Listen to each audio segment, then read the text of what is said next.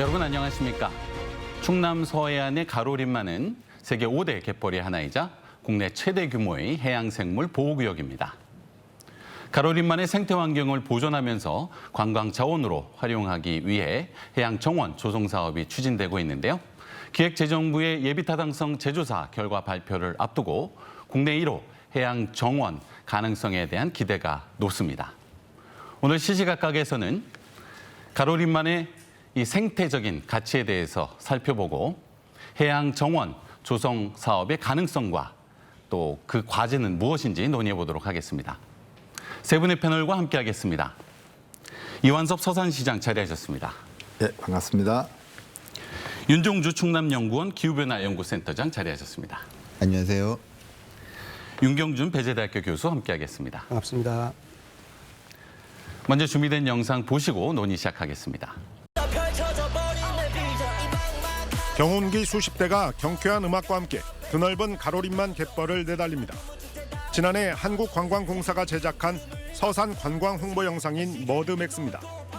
1년 만에 조회수가 3,500만 건에 이를 정도로 국내외에 이목을 끌었지만 관광객 유치로 이어지지 못했습니다. 갯벌과 바다가 아름답기도 하고 물범 같은 것도 나온다고 해서 딸이랑 여행이 왔는데 마땅히 즐길 거리가 없어서 조금 아쉽습니다.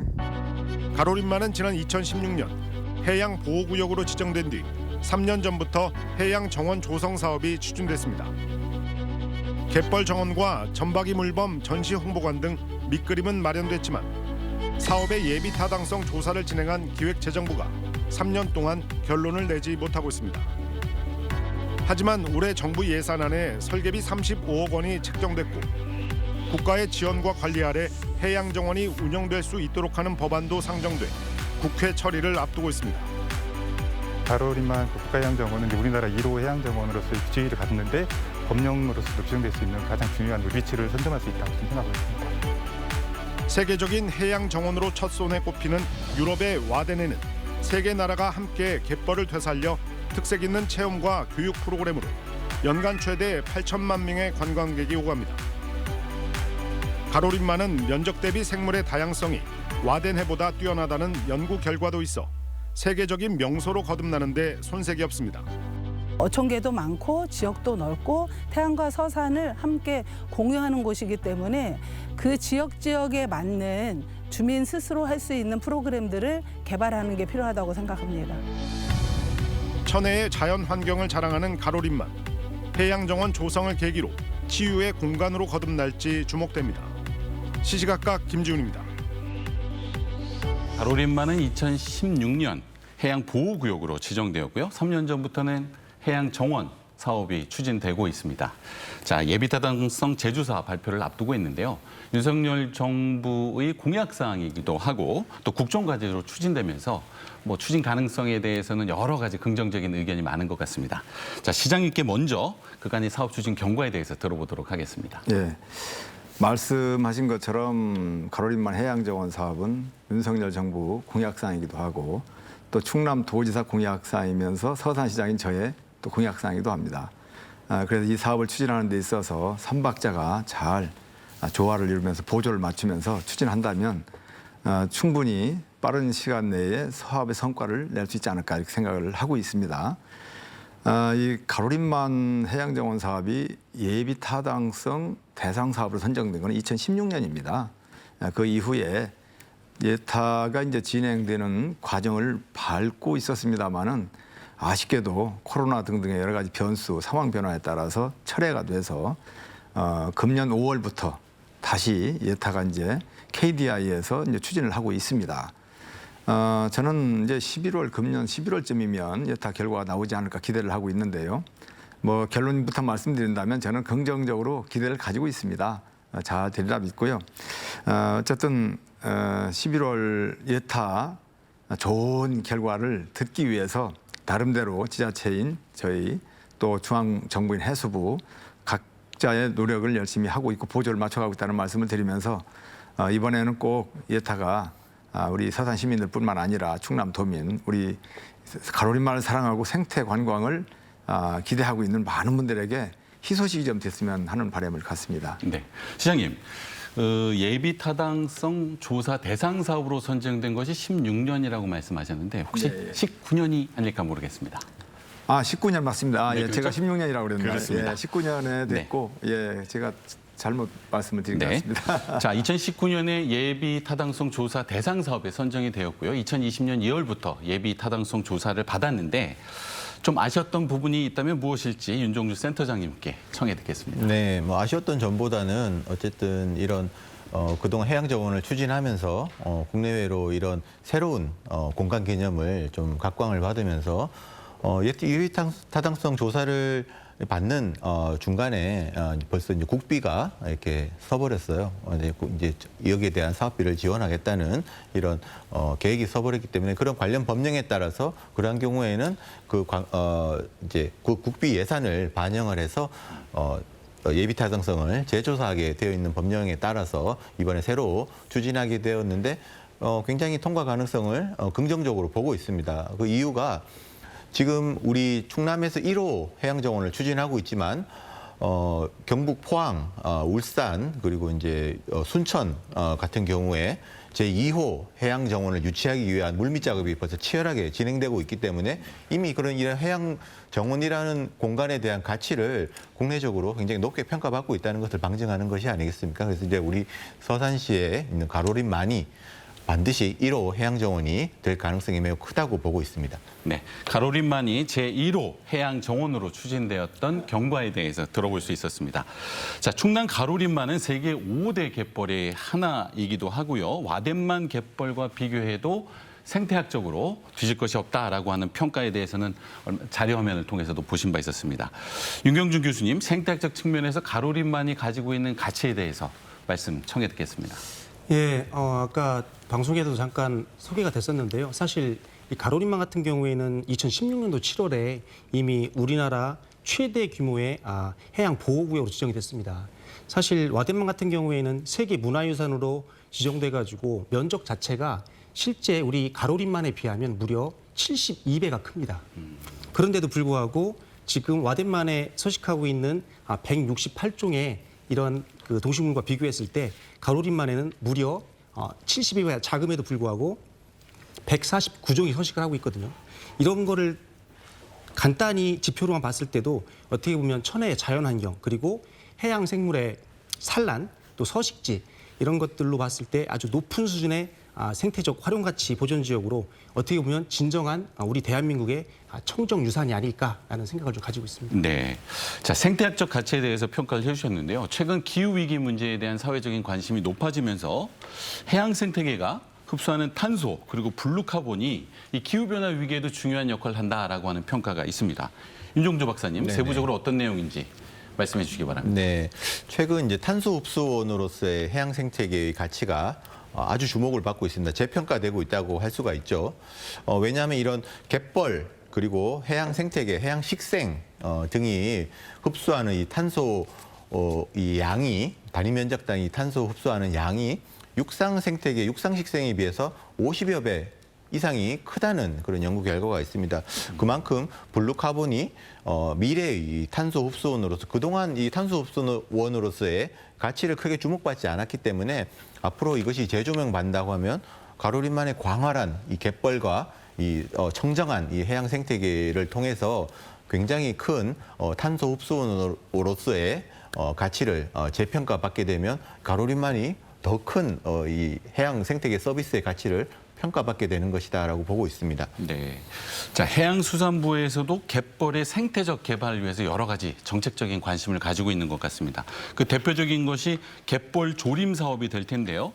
이 가로림만과 태안의 근소만이 해양수산부가 추진하는 갯벌 조림 사업 대상지로 선정되었다라고 하는데 일단은 갯벌 조림 사업이 무엇인지 그리고 갯벌 조림 사업 어떻게 생태 복원이 어떻게 진행되고 있는지에 대해서도 이어서 말씀드리도록 하겠습니다. 사실 정확한 명칭은 이제 갯벌 조림 사업에서 최근 갯벌 식생 복원 사업으로 변경이 되었습니다.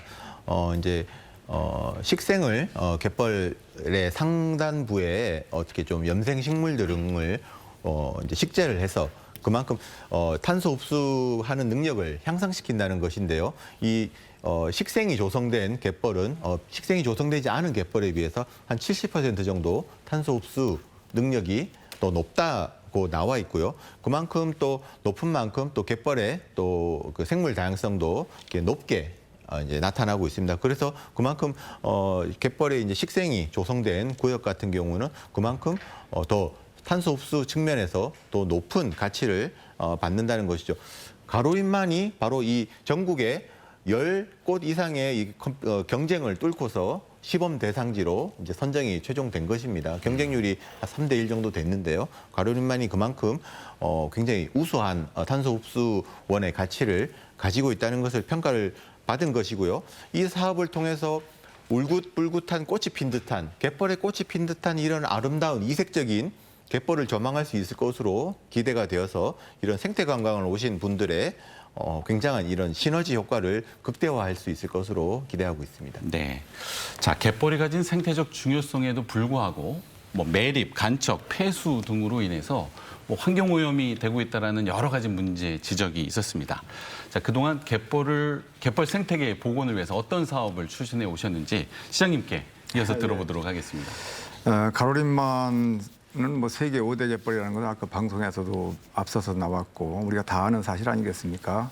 환경 가치도 국내에서 1호이고요. 또 여러 가지 천연기념물 331호인 전박이 물범도 있기도 하고 여러 가지 이제 멸종 위기종에 있는 이런 그 해양 생물들이 서식하고 있는 곳이다 보니까 이 가로림만의 가치가 높이 이제 평가되고 있는 것 아니겠습니까?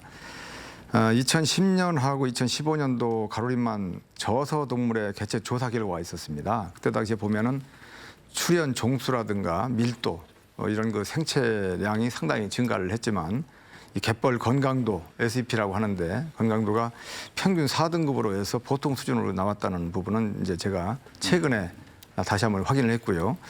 가로림만에서 지속적으로 관찰되는 좀 전에 말씀드렸던 전박이 물범 천연기념물 331호가 멸종위기 야생동물 2급의 보호종이지 않겠습니까? 그런데도 불구하고 우리 그 유기역 내 안에서 관찰되는 곳은 가로림만 뿐이다라는 부분도 상당히 가로림만의 이 가치를 높여주고 있는 것 아닌가.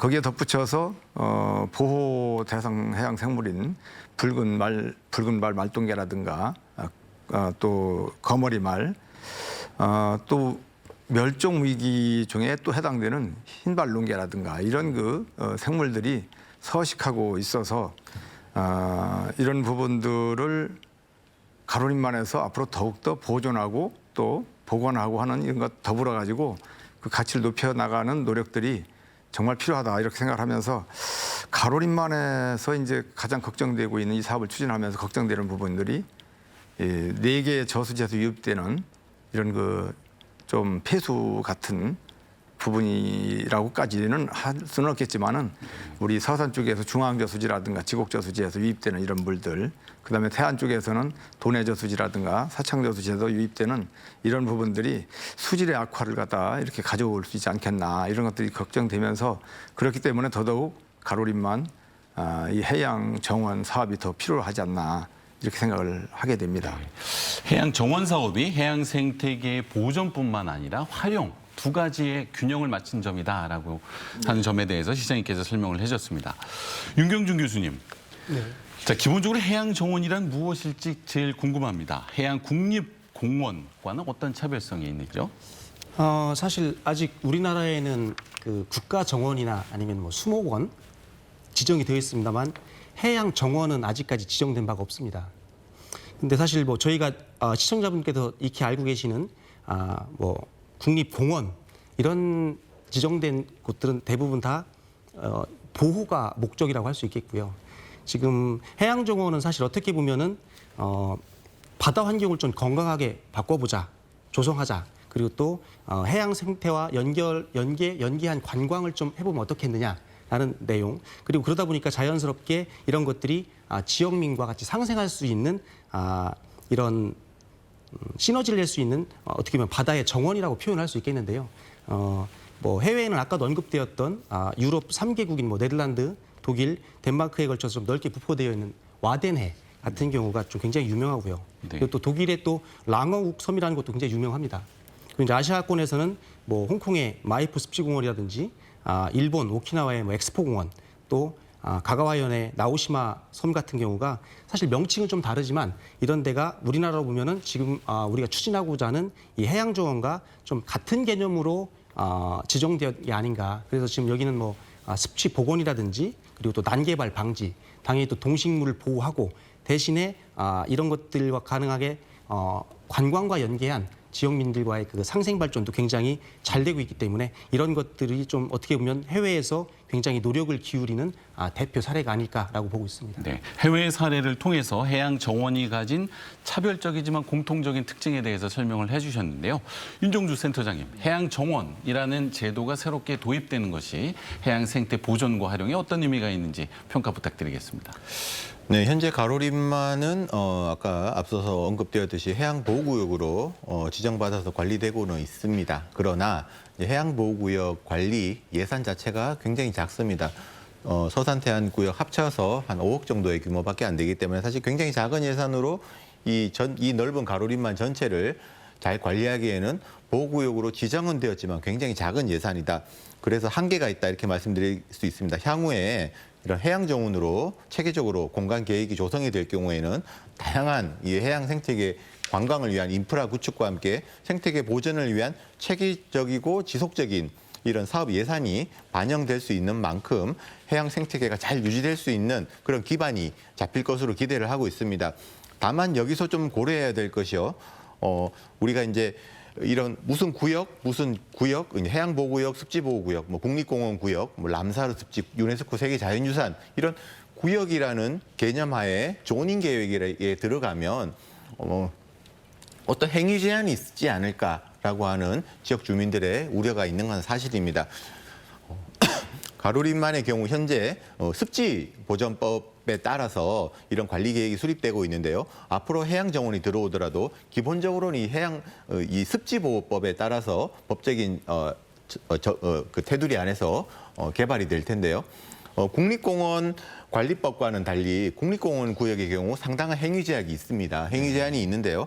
뭐 업 제한이나 뭐 건축물 설치 등에 대한 이런 제한들이 있는데 현재 습지보전법 하에서는 이런 해양 정원을 조성하는 데 있어서 그런 업 활동이나 여러 가지 이런 일체의 행위 제한이 없기 때문에 주민분들께서 어떤 생업을 유지하는데 전혀 지장이 없다 이걸 강조드리고요. 이런 거를 이제 앞으로 협의를 해 나가기 위해서 민간발전협의체를 통해서 이 해양정원 조성에 대해서 이런 그 내용을 서로 이제 좀 알아나가고 이걸 통해서 지역 경제를 활성화하고 뭐 이렇게 할 수 있는 이런 공동의 노력이 지금 굉장히 필요할 것으로 보이고 있습니다. 그렇군요.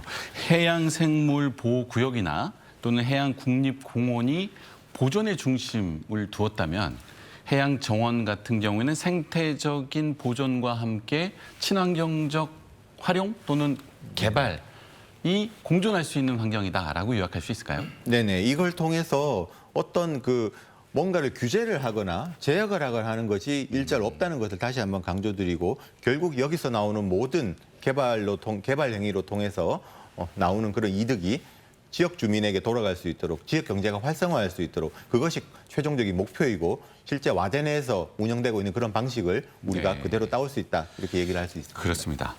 자, 서산에서 해양정원 조성 사업이 추진된다면 국내에서는 첫 번째 사례가 되는데요. 해외에서 어떤 사업 유형을 벤치마킹해서 또는 참고해서 추진하고 계신지 시장님께 이어서 들어보도록 하겠습니다. 일단 우리 가로림만이 가지고 있는 천혜의 자연적인 환경적 가치 살려나가기 위해서 추진하는 3가지 방향에서 일단 하고 있거든요. 일단 가장 기본적인 것은 가로림만이 가지고 있는 환경 가치라든가 우리 서산이 가지고 있는 태안이 가지고 있는 이 자랑스러운 이 갯벌을 갖다가 어떻게 살려나갈 것이냐 복원시키는 게 가장 우선이 아니겠습니까? 그냥 그대로 자연 그대로 놔두는 것만이 보존이 아니고 보존이 능사는 아니고 그 보존의 가치를 높이는 것 그런 방향에서 생태적인 복원과 또 보존 이 측면에서 고민을 많이 하고 있고요. 두 번째는 일단 그런 것들을 통해서 관광 활성화를 해야 되지 않겠습니까?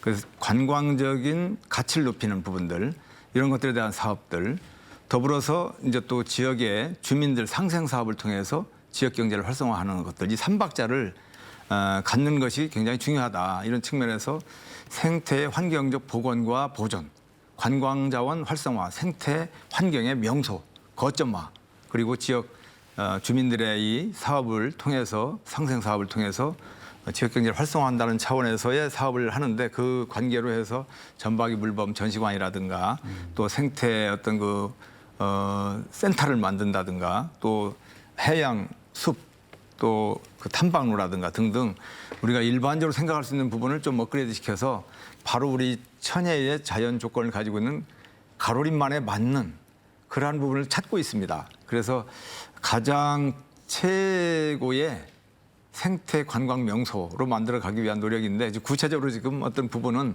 용역을 통해서 나와야 되는 부분이기 때문에 그런 큰 방향성만 말씀을 드리고 앞으로 많은 전문가분들의 자문을 받아볼 그런 계획으로 있습니다. 네. 자, 개발과 보존은 항상 어려운 과제라고 할 수가 있겠습니다. 경제적 이익을 지키면서 또 친환경적인 개발을 하는 것이 어려운 과제라는 의미인데요. 해양 정원을 조성할 때 지속 가능한 친환경적 개발을 위해서 어떤 점에 중점을 둬야 할지 윤종주 센터장님께 먼저 들어보겠습니다.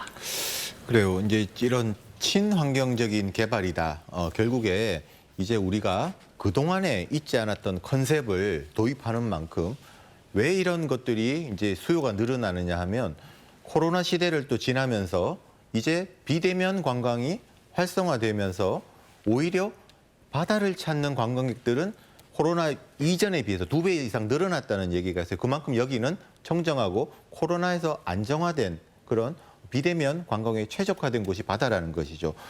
그래서 이제는 앞으로 가서 사진만 찍고 오는 이런 관광의 타입이 아니고 이제 슬로우형 머무르는 한 번 와서 일주일씩 한 달씩 이렇게 머무르는 체험형 관광이 선진국형 관광의 표본입니다. 그래서 우리 가로림만에 오면 단순하게 뭐 하루 이틀 왔다 가시는 분들도 있지만 좀 길게 머물렀다 가시면서 여기서 쉬면서 우리도 사실은 제주도 한 달 살기 같은 열풍이 얼마 전까지 있었던 것도 기억하실 거예요. 그래서 관광객들 와서 천혜의 생태 구역 안에서 머무르는 것만으로도 이 심신의 안정이 되고 회복이 될 수 있는 그런 선진국형 관광 유행이 곧 자리 잡게 되는 시대가 올 것입니다. 그뿐만 아니고 해양 웰리스, 해양 치유 뭐 이런 것들과 연계를 해서 여기서 와서 몸도 또 치유하고 마음도 치유하는 이런 관광 사업을 이제 수요가 분명히 늘어날 것이고 요트 산업 같은 거 있죠. 마리나 산업. 이 요트를 타고 이 가로림만을 들어오기에 굉장히 마리나항을 조성하기에 또 적합한 이런 조건을 가지고 있습니다. 항상 잔잔한 이런 조건을 가지고 있기 때문에 이런 선진국형 그 해양관광 수요를 모두 만족할 수 있는 요소들을 가로림만은 모두 가지고 있다. 그렇기 때문에 이런 것들을 만족할 수 있는 관광 인프라를 해양정원이라는 그런 사업을 통해서 기반을 조성하고 그 이후에도 적재적소에 필요한 지역 맞춤형 이런 친환경 마을을 조성을 해서 해양관광 마을을 조성해서 이런 것들이 해양관광 산업이 앞으로의 어촌 고령화 시대가 오고 어업인이 분명히 감소하는 시대가 올 겁니다. 이런 거에 대비해서 그것이 지역 경제를 활성화하고 이제 어업이 감소하는 그런 산업 구조를 이제 해양관광 산업으로 자연스럽게 변모할 수 있는 그런 선진국형 관광 형태의 도입이 반드시 필요하다고 보고 있습니다. 가로림만의 해양 정원이 친환경적 체험 관광이라고 하는 새로운 모델이 될 수 있다라고 하는 점에 대해서 말씀을 해주셨습니다. 유영준 교수님께도 이어서 들어보겠습니다. 사실 뭐 친환경적인 지속가능 발전이라는 부분은 어떻게 보면은 굉장히 어렵고 힘들고 까다로운 것이면 분명합니다. 특히 많은 분들이 생각을 하실 텐데요. 하지만 어떻게 보면은 굉장히 기본적이고 자연스러운 것인데 그동안 그러지 못했기 때문에 지금 이렇게 지구의 환경이 안 좋아졌다는 것도 사실이라고 할 수 있겠습니다. 사실 지금 가로림만 같은 경우에는 우선 바다 환경을 최대한 좀 복원하는 데 중점을 두고 그리고 이제 우리가 가지고 있는 이 해양 생태계를 보존하면서 지금 말씀하셨듯이 그와 연계된 관광적인 가치를 증대시켜서 어떻게 보면 해양 생태 관광 자원으로서 가치를 상승시키는 게 좀 중요하지 않을까라는 생각을 좀 가지고 있고요. 네. 이렇게 되다 보면 자연스럽게 지역과 상생하고 또 일자리가 창출되고 지역 경제 활성화에 도움이 되고 그러다 보면은 이런 방향으로만 계속 발전이 된다고 한다면 저는 이 친환경적인 지속 가능 발전에 대해서 좀 어떻게 보면 우리가 한 단계 더 다가가지 않을까라는 생각을 좀 가지고 있습니다. 네. 자, 친환경적 가치를 복원하는 것이 진정한 이 정원이 될 것이다. 해양 정원이 된다라고 하는 점에서 다시 한번 강조해서 지적을 해주셨습니다. 자, 시장님, 이 가로림만 일대는 조력발전소 사업이 추진되다가 지역 주민의 반대로 인해서 무산된 바가 있었습니다. 지역 주민의 갈등이 아주 심각했는데요. 이번에도 새로운 또 해양 정원 조성 사업이 추진된다면 지역 주민과의 협의도 중요할 것 같은데요. 어떤 계획을 가지고 계신지요? 그렇습니다. 뭐 말씀하신 것처럼 가로림만 그 조력발전소 때문에 참 오랜 동안 갈등이 지속되면서 어려움을 많이 안겨줬던 사실이 있습니다. 이제 그런 부분들이 이제 다 치유의 길을 가고 있고 그 이후로 지금 우리한테는 이제 희망을 가지고 얘기하고 있는 것 아니겠습니까? 우리 가로림만을 살리기 위해서는 서산시만의 노력으로는 어렵다고 생각을 합니다. 함께 공유하고 있는 태안군과의 또 협치 이런 것들이 아주 기묘하고요. 태안군민과 서산 시민들의 이 마음을 함께 모으는 작업 매우 중요하죠. 또 서산과 태안만의 문제는 아니라고 생각을 합니다. 충남 도민의 또 열망과 희망과 꿈이 가지고 있는 것이기 때문에 또 도와도 함께 또 노력을 해야 되고 해양수산부에서도 이번에는 대한민국의 제1호 해양정원 이 부분에 대해서 각별한 관심을 가지고 있는 걸로 제가 읽었습니다. 바로 며칠 전에 해양수산부 차관님도 국회에서 만났거든요. 그래서 이 부분에 대해서 제가 굉장히 어필을 하면서 이거 꼭 필요하다 이런 얘기를 했더니 그 차관님께서도 저보다 더 굉장히 그 관심을 많이 가지고 꼭 필요하다, 꼭 돼야 된다. 긍정적인 이런 또 시각을 가지고 말씀해 주셔서 제가 크게 아주 기쁜 마음으로 내려왔습니다. 그래서 저는 이 갈등을 가지고 있던 갈등의 한 복판에 있던 이 가로림만이 치유의 과정을 거치면서 희망과 꿈을 얘기해주는 우리 모두에게 도움과 유익이 되는 이러한 것으로 다시 재탄생하지 않을까 저는 그렇게 생각을 하면서 정부에서도 이 부분에 대해서 긍정적인 신호를 가지고 있고 또 대통령님께서도 공약상으로 담고 있기 때문에 저는 뭐 크게 어려움 없이 잘 진행되리라 믿습니다. 어쨌든 그러나 잘 되리라는 그런 기대만 가지고 있어서는 안 되고 우리 지역에서 협치를 통해서 최대 공약수를 찾아내서 가장 최소의 비용으로 최대 효과를 누리면서 관광자원 활성화, 또 지역경제 활성화, 국가균형 발전 이런 부분 세 마리 토끼를 모두 잡을 수 있는 방향으로 매진해 나가겠다는 말씀드리겠습니다. 네. 자, 조력발전 개발 사업의 경우 지역 주민들의 반대가 심했다라고 말씀을 해주셨는데요. 자, 해양 정원 조성 사업 같은 경우 지역 주민들이 어떠한 의견을 가지고 있는지 이어서 질문 들어보겠습니다. 네. 지역 주민들은 여기에 대해서는 뭐 반대라든가 뭐 우려를 갖는 부분은 없습니다. 우리 지역에 정말 그 최대의 생태 관광 명소가 생기는 게 아닌가라는 큰 기대감을 가지고 있습니다. 그리고 이게 빨리 좀 추진돼야 되는 것 아니냐 그런 생각을 가지고 계시고 또 시민들께서도 저를 만날 때마다 묻습니다. 이거 어떻게 되는 거냐. 또 예타 부분에 대해서는 조금 서산공항과는 좀 다르게 약간 어려움을 가지고 있는 부분을 인식을 하고 계시기 때문에 예타에 대해서 걱정들도 하고 있는 부분도 사실이긴 합니다. 그래서 그런 부분으로 볼 때 우리 충남 도민 더 나아가서는 대한민국 국민들 중에서 크게 이 부분에 대해서 반대할 이유는 없다고 저는 생각하면서 모든 에너지를 모아서 기왕에 추진하는 이 사업을 자연도 살리고 지역도 살리고 관광도 도모하는 이 사업이야말로 국가가 정책적으로 예타를 넘어서는 이런 부분에서 추진을 해야 되지 않나 그런 말씀을 덧붙여 드립니다. 네. 자, 가로림만 해양 정원 사업이 생태적 보호와 경제적 활용의 균형을 목적으로 한다라는 점에 대해서 공통적으로 지적해 주셨는데요. 자, 그 가운데 해양 정원을 조성하면 생태적으로 어떠한 실익이 생길 것인지 세부적으로 말씀을 들어보도록 하겠습니다. 윤정주 센터장님께 먼저 듣겠습니다. 네, 이 생태적으로 어떤 가치를 이제 재평가받게 되는 것이죠. 일단 기본이 무조건 관광에 대한 인프라만 잔뜩 조성하는 것이 이 사업의 목적이 아니고 이것을 가지고 가기 위한 기본 자산이 바로 가로림만이 가지고 있는 생태 환경적인 가치이기 때문에 이 부분은 특히 감태라든지 낙지, 바지락 등 주요한 이런 어업 자원과 함께 또 맛있는 또 지역 음식 등 이런 문화적인 스토리텔링이 가능한 그런 유형의 가치가 있고요. 또 굉장히 중요한 자원이라고 할 수 있는 철새가 있습니다. 새가 이것을 많이 찾아오고 있기 때문에 또 전 세계적인 조류학자들이 가로림만을 또 주목하고 있어요.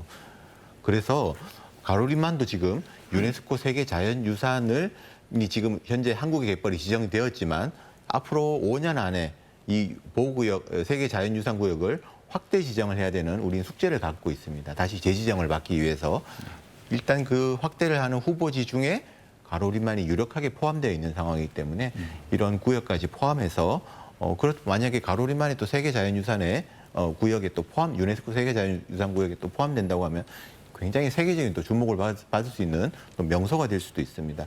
아까 말씀드렸던 가로림만을 가로지를 수 있는 그런 크루즈나 요트 체험하는 프로그램, 또 물범을 와칭할 수 있는 여러 가지 그런 생태적 체험 프로그램이 가능하기 때문에 이런 것들을 굉장히 좋은 아이템들이 많습니다. 이런 것들과 연계해서 오셔서 충분히 체험하시고 충분히 즐기고 힐링하시고 또 이게 그동안 쌓였던 여러 가지 심신의 이런 스트레스를 푸시고 다시 경기도나 다른 지역으로 돌아가셔서 또 활성화할 수 있는 그런 역할을 가로림만은 충분히 제공할 수 있는 가치가 있는 곳이다 이렇게 말씀을 드리겠습니다. 가로림만이 가진 특수한 생태계를 복원하고 보존하는 것 그 자체가 생태적인 가치뿐만 아니라 경제적인 가치와 연관된다라는 점에서 말씀해 주신 것 같습니다. 자, 윤경주 교수님.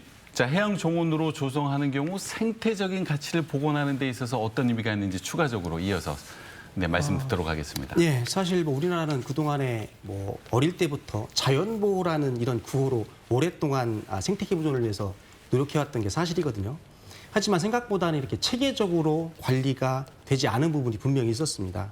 특히 이제 바다 같은 경우에는 자원의 보고이고 어떻게 보면 실제 어민들의 삶의 터전인데도 불구하고 좀 아쉬운 점이 있었습니다. 근데 이번에 만약에 가로림만 같은 경우에 특히 국가 해양정원으로 조성이 된다라고 가정을 하면은 일단은 앞에도 말씀을 드렸지만 바다 생물들의 산란지를 일단은 보호해주는 기본적인 기능부터 하게 되고 그다음에 난개발은 당연히 방지가 될 걸로 보여지고요.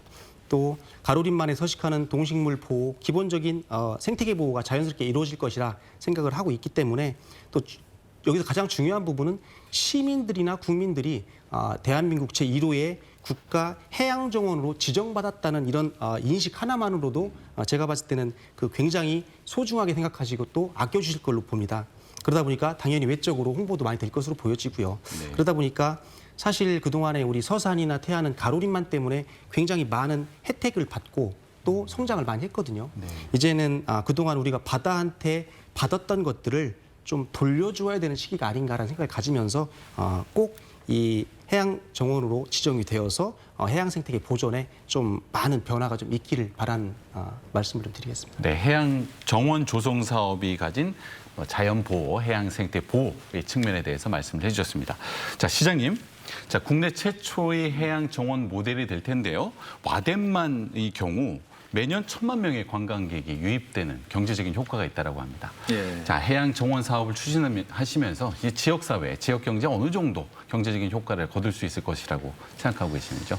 예, 저는 결론적으로 큰 효과가 있을 거라고 생각을 하고요. 와덴의 갯벌은 사실 3개국이 같이 걸쳐져 있는 갯벌이 아니겠습니까? 덴마크, 네덜란드, 독일 이렇게 돼 있는데 그 3개국이 협력을 통해서 그런 여러 가지 가치를 창출하고 있다는 말씀이죠.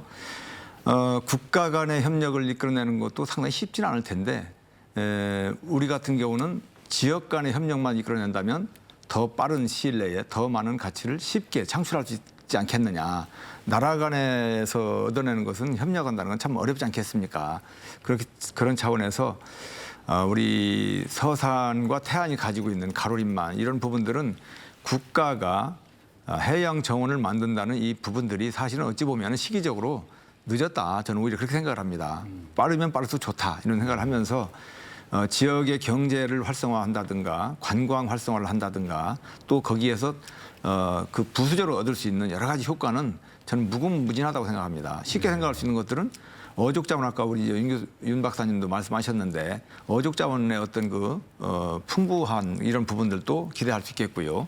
그를 통해서 귀여나 귀촌 이런 분들도 또 활성화시킬 수도 있겠고 또 서해안 시대에 우리가 이렇게 얘기를 하는데 우리 서해안 시대의 자랑거리가 바로 가로림만이 아니겠습니까? 생태 관광의 최대 메카로 성장할 수 있는 곳이 바로 가로림만을 축으로 하고 있는 저는 그렇게 보고 있거든요. 그래서 또 서해안이 사실 어찌 보면은 가진 게 많습니다. 가로림만 갯벌만 가진 게 아니라 모든 자연적인 요소를 관광적인 요소를 같이 가지고 있는데 그 중심에 가로림만이 있다는 것이죠. 저런 부분들을 이번에 시간을 미루면 안 되고 예타라든가 이런 걸 통해서 자꾸 지연시키면 안 되고 이 정성적인 평가, 정량적인 평가에 의한 어떤 BC의 이런 측면에 중점을 두기보다는 꼭 필요하다라는 정책적인 측면. 저는 그래서 늘 이런 기회 나올 때마다 이 가로림만 해양 정원 사업은 예타가 아니라 비예타, 예타 면제 사업으로 추진해야 되는 것이다.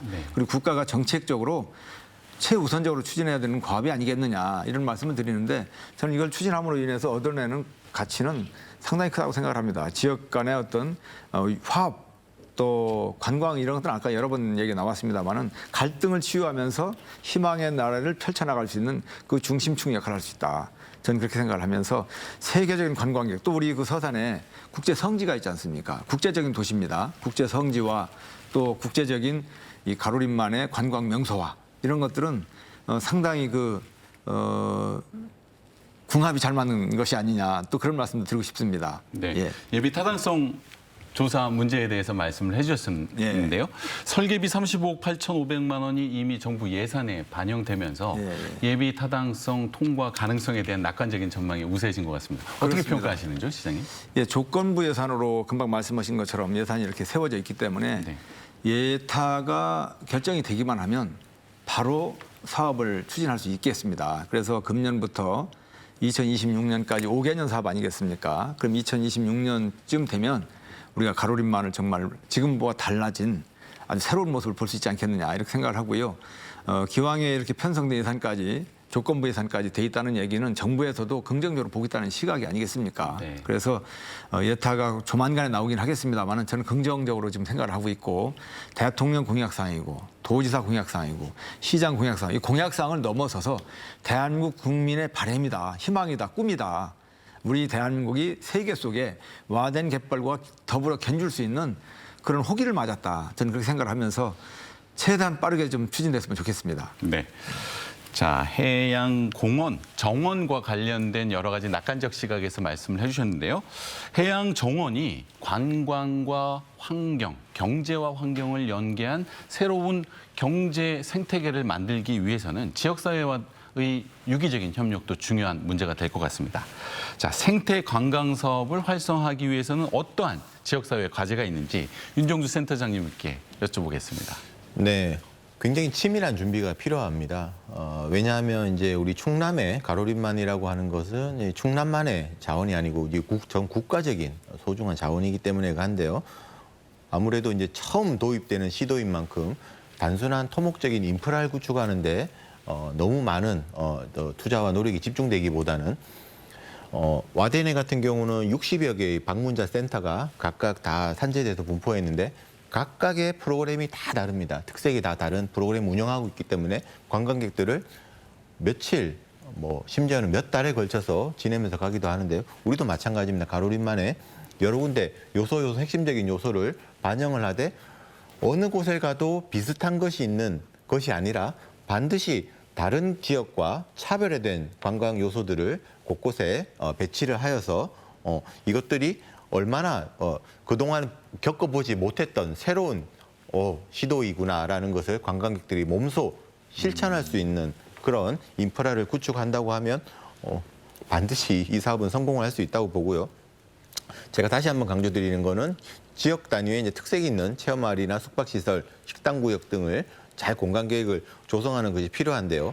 여기에는 또 지방정부의 역할이 무엇보다 중요합니다. 왜냐하면 국가 주도로 갈 수 있는 것과 지역의 특색을 살려서 이렇게 계획을 잡는 거는 그리고 이제 나중에 처음에 초기 인프라를 구축해 놓고 나중에 관광 수요가 특히 몰리는 그런 사업소들이나 그 방문객 센터들이 있을 거예요. 그런 곳에는 지자체가 주도를 해서 좀 더 거기에 인프라를 투자를 한다거나 또 수요에 맞춤형으로 여러 가지 정책을 조정하는 역할들은 반드시 지방정부에서 주도를 해야 되는 거기 때문에 초기에는 정부 주도의 예산이나 이런 것들이 집중되지만 나중에 후반부에 있는 유지 관리나 지속적인 관리를 하고 하는 그런 측면에서는 서산시와 태안군의 역할이 무엇보다도 중요하기 때문에 오늘 오신 우리 시장님의 지속적인 그런 관심과 지원을 또 요청드리고 그렇습니다. 네. 특색 있는 체험 중심의 생태 관광에 대해서는 반복적으로 강조해 주시고 계신데요. 이런 생태계를 구축하는 데에서는 지역 정부, 중앙 정부의 역할이 중요하다라고 하는 점에 대해서 강조를 해주셨습니다.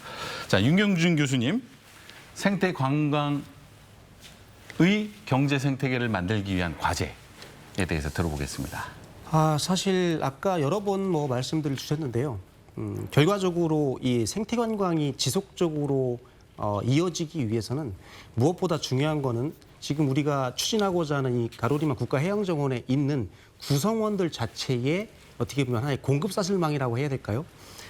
사실적으로 국가에서 굉장히 전적으로 추진을 해주는 건 중요합니다. 그리고 그에 따라서 자치단체인 우리 서산시, 충남도, 태안군 같이 그쪽에서 필요로 하는 국가에서 전적으로 추진한다고 해서 이 사업이 된다고 보진 않고요. 굉장히 많은 도움을 주셔야 되고 또 가장 큰 역할을 해야 될 게 뭐냐면 이 자치단체에서 지역민들을 설득해주고 지역민들이 전부 좋아할 수 있는 사업들을 발굴해서 지속적인 의견을 국가에 전달하는 게 굉장히 큰 역할이라고 생각을 하고 있습니다. 그러다 보면 여기서 발생할 만한 마찰들이 줄어들 것이고 그러다 보면 지역민들이 원하는 방향의 일자리 창출을 충분히 어필하게 될 것이고요. 그러다 보면은 제가 봤을 때는 국가 그리고 자치단체 지역민들이 서로 원하는 것들을 다 얻을 수 있지 않을까. 단순히 우리가 하나하나의 관광 아이템 혹은 체험 아이템이 아니고 어떻게 보면 좀 큰 틀에서 봤을 때 서로 원하는 것들을 다 갖게 된다면 정말 이 생태 관광이라는 한 측면이 우리나라 국가 제1호 해양정원인 가로림만에서 시작될 수 있지 않을까라는 좀 생각을 해봅니다. 네, 제1호 생태 관광 사업 생태계가 서산이 중심이 될 수 있다라고 하는 두 분의 지적이 있으셨는데요. 자, 이와 같은 지적에 대비해서 생태 관광 생태계를 구축하기 위해서 서산시에서는 어떤 시정을 구상하고 계신지 이어서 들어보겠습니다. 예, 지금 현재는 이제 우리 시 조직에 담당 전문 팀이 있습니다. 팀을 좀 보강도 하면서 이제 본격적으로 예타가 이제 결정이 되면 본격적인 추진이 이루어져야 되지 않겠습니까? 인원도 좀 보강도 하고 이제 저 시장인 저도 여기에 더 많은 관심과 또 에너지를 좀 집적을 해야 된다는 생각을 가지고 있고요. 충남도와 또 우리 태안군하고의 긴밀한 협치 이런 부분들을 이제 함께 어떤 TF팀이 됐든 조직체를 만들어서 함께 공동의 노력을 해가는 그런 것들이 이제 앞으로 해야 될 과제라고 생각을 합니다. 그리고 지금 현재 법적인 측면에서도 잘 진행되고 있기 때문에 정부적인 측면에서도 많은 지원이 있을 거라고 믿고 좀 전에 윤 박사님께서도 말씀하셨지만 지자체의 역할이 저는 매우 크다고 생각을 합니다. 정부에서 모든 것을 다 챙겨줄 수는 없는 거 아니겠습니까? 길을 열어주시면 그 길을 뚫고 나가고 새롭게 개발하고 다듬어 나가는 역할은 지자체에게 맡겨진 거라고 저는 소임을 갖고 있습니다. 그런 측면에서 우리 시가 가지고 있는 에너지, 동력, 역량 총집결하고 또 태안군과 도와 이렇게 힘을 모아서 아주 이 가로림만의 어떤 이 생태적인 관광 이 요소가 정말 잘한 결정이었다. 국가 제1호 해양정원답다라는 이야기를 들을 수 있도록 노력을 기울여 나가겠습니다. 네, 자 중앙 정부와의 협력도 적극적으로 추진하고 계신 것으로 알고 있습니다. 해양정원과 관련된 법적 근거를 마련하기 위해서 관련 법 개정안도 상정되어 있는 것으로 알고 있는데요. 예. 관련 법적 근거 어떻게 개정이 추진되고 있는지 들어볼 수 있을 것 같습니다. 성일종 국회의원님 우리 지역구 국회의원님에서 국민의힘 정책위 의장님 맡고 계신데 법안 상정을 이렇게 해놓은 걸로 알고 있습니다. 그래서 잘 진행되리라 믿고요. 법적인 후속 조치를 이제 추진해 나가야 되는 부분들은 앞전에 말씀드린 것처럼 지자체에 주어진 여러 가지 이런 과제들 이런 부분들 빈틈없이 추진해 나가고 협치를 해 나가는 것이라고 저는 생각을 하고요. 앞으로 이 긴밀한 협의를 통해서 일사불란하게 걸림돌이 없도록 해나가는 부분들은 법적이라든가 이런 제도적인 측면보다는 일하는 과정 속에서 행정이라고 저는 생각을 합니다. 기본적인 틀을 갖춰진 틀 속에서 운영을 어떻게 하느냐, 관리를 어떻게 하느냐, 진행상을 어떻게 하느냐 이런 부분들은 행정의 몫이기 때문에 그런 행정의 몫을 잘 해나가도록 그렇게 하겠습니다.